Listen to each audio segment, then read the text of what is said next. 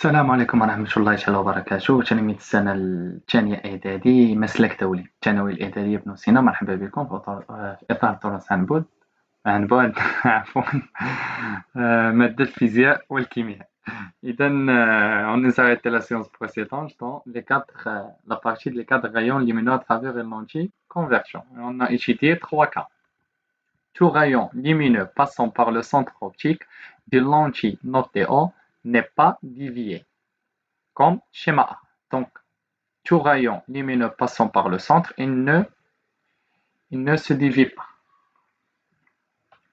Donc, كل شعاع يمر من مركز البصري للعدسة لا ينحرف عندما يجتازها. Donc, deuxième cas, c'est schéma B. Tout rayon lumineux parallèle à l'axe optique، يعني كل شعاع ضوئي موازي للمحور البصري après avoir traversé la lentille il passe par le foyer image، يعني يمر عبر البؤرة الرئيسية الصورة. Donc chaque rayon qui est parallèle à l'axe optique, quand il traverse la lentille, il va passer après par le foyer image F'. Pour schéma C, tout rayon passant par le foyer objet après avoir traversé la lentille, il est parallèle à l'axe optique. Schéma C. Donc كل شعاع يمر عبر البؤرة الرئيسية للشيء، هذه نسميها البؤرة الرئيسية للشيء اللي هي le foyer objet ou bien le foyer principal objet. Donc chaque rayon il passe par F, par le point F qui est le foyer objet. Après avoir traversé la lentille, il passe parallèle à l'axe optique، يعني يكون موازي للمحور البصري. هذا تعرفنا عليه في الحصة السابقة وسنحتاجه في حصة اليوم. Donc, troisièmement, les conditions de Gauss. Les conditions de Gauss pour avoir une image claire, il faut donc, pour obtenir donc les conditions de Gauss, pour obtenir une image claire avec une lentille convergente, nous cherchons la position appropriée pour l'objet et l'écran. La clarté d'image nécessite deux conditions suivantes. Ces deux conditions, on l'appelle les conditions de Gauss. يعني من أجل الحصول على صورة واضحة يجب أن يتوفر هذين الشرطين.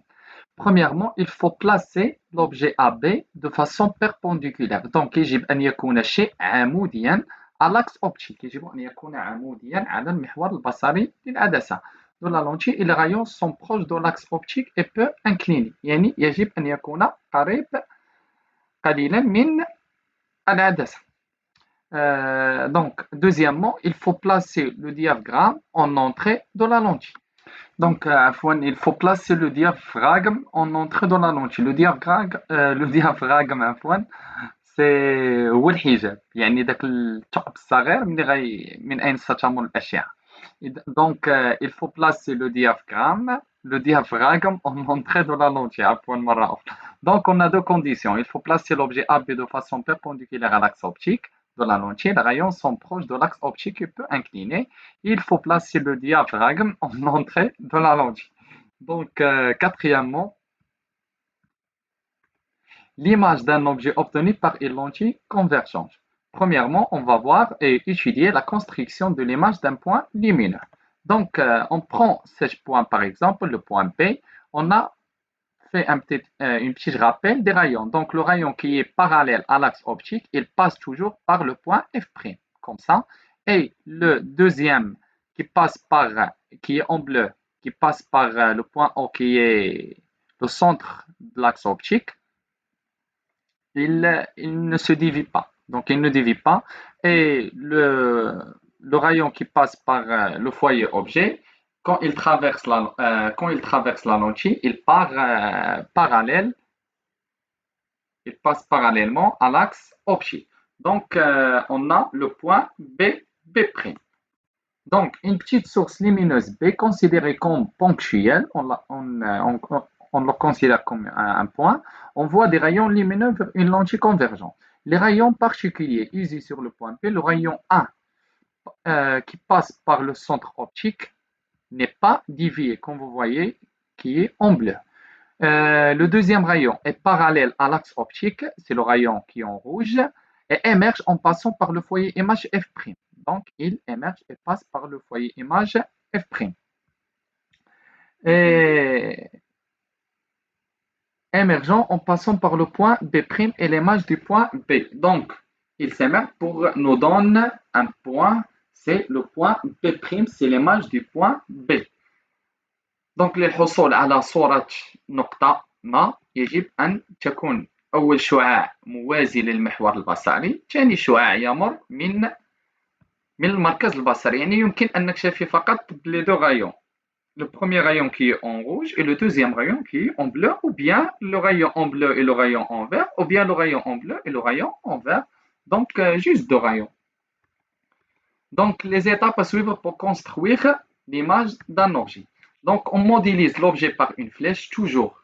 L'objet, il est modélisé par une flèche qui est perpendiculaire à l'axe optique en A. On choisit une échelle convenable pour représenter la lentille et ses foyers de l'objet. Par exemple, on dit que 1 cm, que deux petits carreaux, ils nous donnent 1 cm, ou bien un petit carreau, il nous donne 1 cm. Donc, on prend l'échelle convenable. Donc, troisièmement, il faut placer l'objet AB de façon perpendiculaire, comme on a déjà vu dans les conditions de Gauss, il faut placer l'objet AB de façon perpendiculaire à l'axe optique de la lentille. Quatrièmement, on construit le point B', l'image de P, les deux rayons particuliers, comme on a déjà vu, soit le rayon qui passe directement par le centre optique et qui ne dévie pas, ou bien le rayon qui est parallèle à l'axe optique et qui, quand il traverse la lentille, il émerge, il passe par le point F' qui est le foyer image, ou bien le rayon qui passe par le point F qui est le foyer objet et qui part parallèlement après traverser la lentille. Donc, quatrièmement, on construit le point B', l'image de P. Avec le deux rayons, on peut construire النقطة B' اللي هي صورة نقطة B.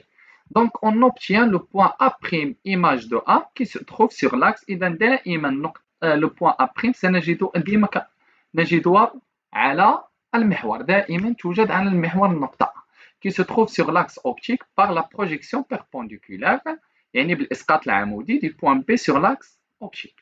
Donc, on a 5 étapes pour construire. Premièrement, il faut que la flèche doit être, ou bien l'objet, il doit être modélisé par une flèche. Il faut que l'objet AB être perpendiculaire. On construit deux rayons minimum. Si vous tracez trois rayons, c'est bien. Et quatrièmement, on construit le point B'. Et dernièrement, on fait la projection du point A' sur l'axe optique. Donc, grande 5, construction géométrique de l'image.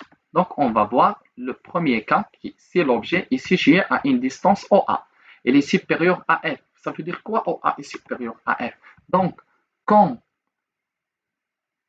la distance entre le centre optique et le point A ou bien l'objet, elle est plus grande que la distance OF, qui est la distance focale, يعني المسافة البؤرية أو البعد البؤري. Donc OF c'est la distance focale. Quand la distance entre l'objet et l'axe et le centre d'optique de la lentille, elle est plus grande que la distance focale OF qu'on l'appelle petite f. Quand il est grand, on obtient, comme vous voyez, une image qui est renversée, يعني صورة مقلوبة, mais elle est réelle, وصورة حقيقية. Pourquoi? Car on le retrouve sur l'écran. Donc, si OA elle est supérieure à la distance focale petite f, on obtient, comme vous voyez, une image réelle et renversée. Donc, l'image A'B' réelle est renversée par rapport à l'objet. Et la taille de l'image A'B' varie en fonction de la position de l'objet AB. يعني طول الصورة A'B' يتغير بتغير موضع AB. Il peut être là-bas, il peut être là-bas, là-bas, là-bas, là-bas, ou bien là.